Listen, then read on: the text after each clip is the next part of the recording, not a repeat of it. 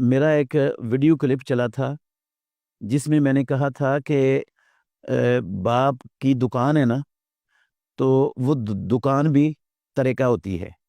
जो बाप का कारोबार होता है, कारोबार की भी मालियत लगाई जाती है और वो भी तरह का है कारोबार, सारे का सारा बाप का।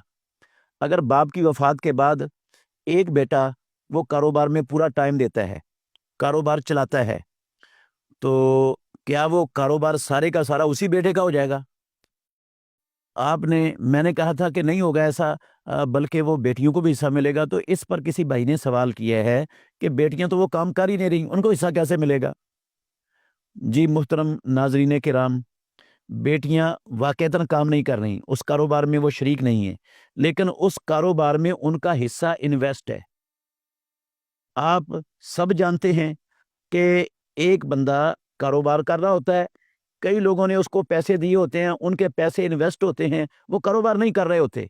तो ये जो कारोबार करने वाला है वो इन्वेस्टरों के हिस्से को मुकर्रर कर देता है और उसमें से हर एक इन्वेस्टर का हिस्सा उसके हिसाब से, उस फीसदी के हिसाब से निकाल कर उसको दिया जाता है, हालांकि वो कारोबार नहीं कर रहे।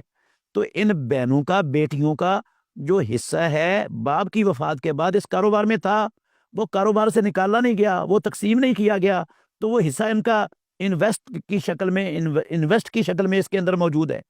अब ये जो मेहनत करने वाला बच्चा है ना, ये अपना हक के मेहनत अलग से ले सकता है।